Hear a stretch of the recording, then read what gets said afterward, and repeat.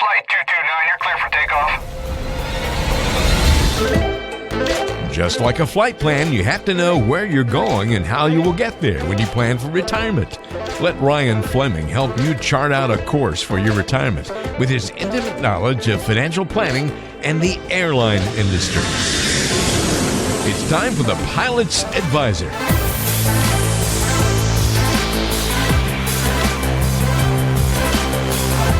Walter Storholt with you here alongside Ryan Fleming, and this is the Pilot's Advisor. Ryan is a financial advisor at Fleming Financial Group, serving you worldwide. He's the author of the book, Pilot's Advisor, Why Pilots Today Need Specific Financial Advice. And you can also go to pilotsadvisor.com to watch a webinar on the academic approach to investing and show you how to not speculate and gamble with your money based on Nobel Prize-winning research. Go check the video out today at pilotsadvisor.com. Ryan, great to be with you on another episode. How you been, my friend? I've been great, Walter. Anytime I'm talking to you early in the morning makes for a great day. I think we've mentioned it before on the show, but for those who don't know, behind the scenes, Ryan and I tend to record at 7 a.m. Definitely my earliest recording. You're the earliest recording client that I have, Ryan. I don't know if you want to wear that as a badge of honor, but you're more than welcome to. Well, it's a known fact that those that get up in the morning are more successful than those that don't. That's right. That's right. Actually, it's because my first child, my son, goes to school so early that I'm up anyway. So yeah, that's right. You said the two kids have such a huge disparity of when they go to school, right? Oh, I have to get my son up at 6 a.m. and my daughter's still sleeping. So do the math. Yeah. It's she's still sleeping now. Like, I've already got my son off to school, breakfast, everything. I'm doing a podcast with you, and my daughter's still sleeping. So when the daughter comes in to grab cereal is typically when you're like, all right, we got to wrap up the podcast, because that's usually our cue, right? Well, we did try to have her on the podcast one time, and I remember her eyes got really big, and she totally clammed up and had nothing. Yeah, especially trying to put a kid on the spot like that at 7 a.m. I'm sure they're not like the most energetic beings at 7. She normally has something to say. Oh, okay, all right. But just not on the podcast. Not on the podcast. Not when push came to shove. She was like, never mind. I don't want to be on the mic. Well, very cool. Well, speaking of being on the mic, I thought that could be a fun little part of our conversation on today's show, Ryan. It was just kind of, I don't know if I saw an article or something like that recently talking about musicians who have done really well, made lots of money during their careers, but how so many of them, and we've all heard the stories of various musicians, how they've really struggled perhaps with various, investments and losing their money, and how they go broke and all those kinds of things. But I wanted to, instead of focusing on the negative, wanted to focus on some musicians and, kind of career folks like that who have done really well in their own planning and investing and saving, and see if we can take some lessons from them and maybe apply it to our own financial lives. So we're not all going to be, talking about turning into Jay-Z's here. But are there some lessons from those types of really successful business owners who also were musicians or that kind of thing that we can apply to our daily lives? And the first one I thought of that came up was Bono. I think and I did a little research, and I know you researched a couple of folks too that you're going to bring up for us. Can I step in real quick? Yeah, please do. So this is for our listeners, but most of the time Walter wakes me up or Walter doesn't wake me up, but we agree to do the show at 7 a.m. and he just throws stuff at me, and I have to react and figure it out. But for today's show, we actually discussed what we were going to talk about, and I was able to actually do a little bit of research. So this will be a little bit interesting now that rather than being put on the spot, I can actually answer a question and give you guys something that I've heard before. There was a little advanced warning this time around. Yeah, that's right.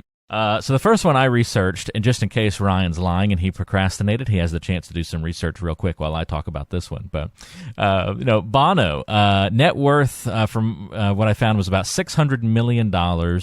And interesting, he's made as much on his forays into venture capital as he has in his music. I don't know if people know this. He was a major investor in Facebook's IPO when that initially came out, and I'm sure he's done very well as that has continued to grow and become huge. Back when they did their 360 tour in the turn of the last decade, 09, 10, 11, that range, that tour itself grossed $800 million, making it the biggest tour in history, has many of other investments that he's involved with, a clothing line. Apparently, he has a 5-star hotel. I've never stayed at the Bono Hotel, but apparently he's got a 5-star hotel. I mean, the guy just kind of extended those tentacles out into so many different ventures and things. I think that must be where some of the lessons lie, Ryan. Well, I'm just mad that you picked Bono already when that was one of the ones I picked, but whatever, everybody loves Bono. Does it say something about, you think, diversification maybe, different income streams? I mean, music was the base, but then he extended into all these other ideas and all these other things? Well, absolutely, and I think every one of these people that we're going to talk about, diversification is probably a piece where, they have both investments and multiple income streams. I don't think Bono is too reliant on any one thing. If his music career died tomorrow, he'd still be a multimillionaire forever. And I think of even professional athletes, and maybe we should do a show on this with professional athletes. It's those that now they have the name recognition and they can use that to build any business successfully. That's a great point. Using that celebrity, if you will, and just leveraging it in so many different ways. And Bono has certainly done that. Much more of just an icon these days, even more than just a musician. In fact, I hear a lot of people talk about how they're the most overrated band ever, and that Bono is just extremely overrated. Their songs aren't even that good, but yet here he is laughing his way to the bank every single day. Well, exactly, and like my wife is a big Dave Matthews fan, and the reason why she loves Dave is because you could go to any concert that Dave has, and they're totally different. He just jams out, right? And she loves that, and she hates that Kenny Chesney is so scripted. But who has built? I mean, they're both obviously very successful. But Kenny Chesney's playing for 80,000 fans at stadiums every single time and doing multiple shows a year. And you want to talk about making money, having a system in place and doing it. Have you ever wanted to learn more about the academic approach to investing and saving and planning for retirement that Ryan talks about here on The Pilot's Advisor? Well, if so, go visit pilotsadvisor.com. pilotsadvisor.com. You can watch a quick webinar on the academic approach to investing. It'll show you how not to speculate and gamble with your money. It's all based on Nobel Prize winning research. Only takes about 10 minutes to get through the video and watch it. Going to be worth your time, I promise you. Go check it out right now, pilotsadvisor.com. It's a webinar that covers that academic approach to investing. pilotsadvisor.com. All right, back to the show. All right, what did your research turn up? Well, my research turned up Bono, but since you took that one, I have another one. See, I'm going to go first next time. Okay, all right. Because then I could have done my Bono, and then you'd be scrambling. Well, maybe I'll give you two in a row, and then you might steal my second one. So there you go. Okay, well, I'll try this year. So one of the ones I came up with, I grew up in the era of listening to some of the hip hop. I grew up in Cincinnati, and of course, back then it was Tupac and what's his name? Biggie Smalls. Biggie, yeah, and of course, sadly, their careers were ended, too soon. So it got me thinking of another rapper, and it was Sean Puffy Combs, Puff Daddy, P Diddy, and is the lesson that he's had more names than anybody else? Well, I don't know. Snoop Dogg would give him a good run for his money, right? Cause I totally should have done Snoop. Snoop Lion now, is that what it is? Yeah, I totally should have done Snoop. He'd work too. But anyway, I looked it up. And because I thought that, P. Diddy was kind of the first rapper to truly build an empire where he's just got his hands in so many different things. And I found out that his net worth was $540 million, which was less than Bono, but still pretty successful. And when I started thinking about all the stuff that I know that he does, I know he's got a clothing line named Sean John. Yeah, I remember how popular Sean John was back in middle school, high school. It seemed like a ton of kids had that. Yeah, and I didn't know this, but he owns his own cable music network. Really? Did you know that? I did not know that, no. Yeah. And then he owns a piece of, there's a vodka company that he's a part owner, and do you know what that one was? I don't know how to pronounce it. I don't know my alcohols very well, but Ciroc? Is that how it is? Somebody's laughing at us now for not knowing so that. he owns a piece of that, much like Bono was involved in Facebook. And then, so his music business, I found this figure, it only accounts for about 20% of his revenue. Wow. That's fascinating, isn't it? Only 20? Yeah. You get a name, and then you can take that and run with it. So, and what I got from this, I think once again, diversification is something I think about, but also investing in staples and not just fads. I think you watch a lot of singers or professional athletes, dump their money in business ventures that are like, why did you do that? But for Diddy, a clothing line, obviously people, the way he dressed, the way he moved and stuff like that, people already liked. So he went with the clothing line. I don't know anybody that listens to music that drinks alcohol, but yeah, the two don't go hand in hand very well. Well, yeah. So I just, I thought that was kind of intelligent. No different than the UFC fighter, Conor McGregor. Okay. And he started going with an Irish whiskey line. I thought that was super intelligent. But anyway, so for what it means that like investing tried and true strategies, not getting caught up in fads like Bitcoin or GameStop, I think are a good conversation to have right now. But investing in blue chips, long-term planning, stuff like that, I think that Puffy kind of went down that road versus, certain fads. And I don't know. Puffy Combs is the one I came up with. Bitcoin would have worked out better than having invested in Beanie Babies, at least. But well, it's funny. I've been asked a lot about Bitcoin lately, and it's like, yeah, well, of course you own a little bit of that in your portfolio.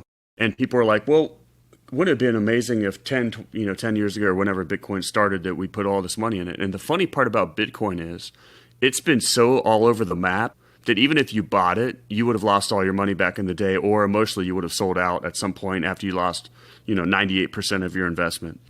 So the chances of you actually holding on were probably like 2% maybe. Yeah, truly the people that have held on for that long probably just forgot that they had bought some, and then all of a sudden have been woken up to the fact that, oh yeah, I did buy some, but they're the people that you're hearing the stories about, but they lost the key or whatever it is. They lost the code, and now they can't get into their tens of millions of dollars that they would have made on the investment. Yeah, they own it, but they don't know where it's at. And right there is one flaw in that whole plan. So well, and that goes back to the financial junk drawer we're always talking about. If you don't have your stuff consolidated and know where it's at, that could happen. Bitcoin, there you go. That's a perfect example. The one costly junk drawer, that's for sure. Well, hey there. We hope you're enjoying listening to the Pilot's Advisor today. Just wanted to take a quick moment from the show to remind you that if you have any questions ever about what Ryan talks about on the program, need any assistance with your financial planning, need some guidance to get to and through retirement, or whatever financial questions might be on your mind, don't ever hesitate to reach out. The simple way to get in touch with Ryan is to pick up the phone and call or text 843-475-3038. Again, that's 843-475-3038. You can also find Ryan online at FlemingFG.com. That's FlemingFG.com. And as always, we put contact information to get in touch with Ryan in the description or the show notes section of the program. So just check it out on whatever app you're using, and it's easy to get in touch with Ryan. All right, now back to the show. All right, I said I'd let you go two in a row. Who's your second person? All right, I actually had a couple, but I think I'm going to go with Dolly Parton. Oh, that was going to be mine. I was going to say Dolly.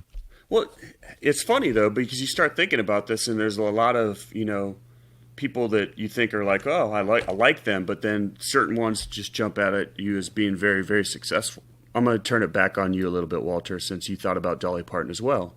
What makes you think about Dolly Parton? Why is she so successful? Besides, the factor of time. I mean, she's been around for a long, long time. Well, that's part of what's interesting about this one, because I didn't really know much about Dolly Parton, just because I was born in 87, and I feel like that was probably late 80s was kind of the twilight of her main career, maybe a little into the 90s. But by the time I was really music aware, I didn't really know much about Dolly Parton at all. I thought I had no sense for really what her impact on music was for a long time. But we actually just recently, and it wasn't the first time, but we recently were just outside eastern Tennessee. We went for a little mountain trip a couple of weeks ago, and although we didn't go there specifically to see, Dollywood, we were right on the edge of it, and so it reminded me of Dolly Parton. And when we were out there, I was like, oh yeah, I forgot about that. She has a friggin' amusement park in East Tennessee, and we actually have stayed in a Dollywood branded cabin before several years ago, at least part of their company name, I guess. So we've been part of the Dollywood empire, having stayed at one of their cabins one time before. So I just happened to think of her a couple of weeks ago when we were out in the mountains. Well, what made me think of her was, first of all, we did that drive down 75 many times trying to head to the beach. And so we always kind of went through Pigeon Forge, and that was a place where I grew up. People kind of went down there and visited. So I knew definitely knew the name Dolly Parton. But that whole Knoxville to Gatlinburg kind of corridor, Exactly. But what made me really think about her, she's obviously reinvented herself, multiple times. But I was watching the Super Bowl a few weeks back, and they were doing the whole special on, how amazing Whitney Houston was and how, she probably did the best ever Super Bowl tribute to the national anthem. And so I was watching that, and then it started talking about, Whitney Houston being so famous for the way she sang "I Will Always Love You," and I was like, God, Whitney had like one of the best voices ever. But I didn't know that Dolly Parton actually wrote that song, and that she's wrote thousands of songs. So she actually wrote that song, which became like one of the best-selling singles of all time. And it just made you start to go, well, what? Dolly's behind a lot of things. Yeah, kind of the brains behind the operation, if you will, in many regards. One of those people that, she had her performance side, but also was the brains behind so many other things. And then founded the amusement park, of course. You talk about diversification being a common thread through all of these. That was certainly something kind of out of left field a little bit, but has certainly done her well over the years, as it then gave her the chance to have performances and lean even more into the music side and the performative side of things. So it made me, and I actually wrote this down because I was like, okay, what is it about Dolly that really, from a financial perspective, that I think is just something to learn, or what's amazing? And so I wrote this down. So the lesson for us is patience. Dolly came from humble beginnings. She worked really hard, obviously, and she slowly built her success over time. I mean, it didn't just happen overnight. And so, I talked to somebody that's on the brink of retirement and they've prepared well for retirement, you probably didn't just start saving yesterday. I mean, this is something that didn't appear overnight. You had a plan, and you started, early and putting money away, coming up with ideas. And so I think her success, it's more of a representation of, years of hard work, saving, and patience. And so the lesson I would say also to investors is, if you've done all that work, you've done those years of saving, right before retirement's not the time to, start gambling, speculating and gambling with your money and picking different stocks. And I actually see that going on a lot right now, and pilots in general are, getting really, really greedy and wanting to get these crazy returns when since March you could have picked anything and done well, but it's given people that confidence that, oh, I know how to stock pick, I can do this. And I think it's people are setting themselves up for failure versus doing that long-term, patient, diligent, long-term investing that you want to keep doing, and definitely not start to speculate and gamble right before retirement. Yeah, some of us may do it really well, the picking and the guessing for a little while. But it's interesting when you kind of run maybe like a parallel account, and the research shows this, Ryan, but it's kind of interesting to do a little bit of that stock picking and then compare it to an account that is more systematic in its approach and is just using time and patience and consistency. Interesting after a couple of years to see where the two are. And often that one that's just been that tortoise, right? That just plugging along and being well-disciplined, not the hare, ends up being further ahead and kind of winning the race versus the hare that's bouncing around going all at different rates and that kind of thing. So, well, and I think that's a great way to end this show because it's speaking near and dear to me right now with some people out there. And that's that, you should really focus on consistently hitting singles and doubles. And if you're running that side account and you're only looking at a short-term picture, that side account where you're stock picking and you're basically trying to swing for the fences, you may hit a couple home runs, especially in the short term. But if you keep doing it, you're going to strike out too. And if it works over the long term, we'd all be doing it. But it doesn't work over the long term. And so you need to be very, very careful about what you're doing with your retirement assets. Big difference in striking out with your fund money, though, and striking out with your life savings. Absolutely. And I'm not saying that you shouldn't have some fund money on the side, but don't let those short-term successes drive what you're doing with your, long-term retirement assets. It's a great point, as always, Ryan. Hopefully this was fun for you to listen to today, and maybe you learned some about some of these musicians that you didn't know before. I know Ryan and I certainly did, researching some of these, and I'm sure there are many more that we could bring up and talk about. Obviously, more successful musicians out there, but just a couple of good examples on the show today. If you want to talk about some of these lessons or go over your own financial plan with Ryan, you can set up that time to chat very easily. Go to FlemingFG.com to get in touch, or email Ryan at FlemingFG.com. Or you can call or even shoot Ryan a text if you want to start the conversation that way. 843-475-3038 is the number. And we'll put all the contact info in the description of today's show, so it's easy for you to find. Ryan, thanks for the help on today's program. We'll talk to you again on the next episode. As always, Walter, I appreciate it, and you have a good rest of your day. You do as well. That's Ryan Fleming. I'm Walter Storholt. We'll talk to you next time on The Pilot's Advisor. You've been listening to The Pilot's Advisor, featuring Ryan Fleming, a financial advisor at Fleming Financial Group, serving clients worldwide, but based out of Charleston, South Carolina. If you have any questions for Ryan on what we've talked about on today's show, maybe a future topic idea, or want to talk more about getting a complimentary review of your financial plan, here's the best ways to get in touch. You can go online to the website, FlemingFG.com. That's FlemingFG.com. You can also email Ryan. It's simply Ryan at FlemingFG.com. Or you can call or text to get in touch. 843-475-3038 is the number. That's 843-475-3038. Thanks for listening to The Pilot's Advisor, and don't forget to subscribe on your favorite podcasting apps. We're on Apple Podcasts, Spotify, Google, Stitcher, TuneIn Radio, and many more locations. So whatever app you like to use, search for The Pilot's Advisor podcast today and subscribe so you never miss an episode. Information is for illustrative purposes only and does not constitute tax, investment, or legal advice. Always consult with a qualified investment, legal, or tax professional before taking any action.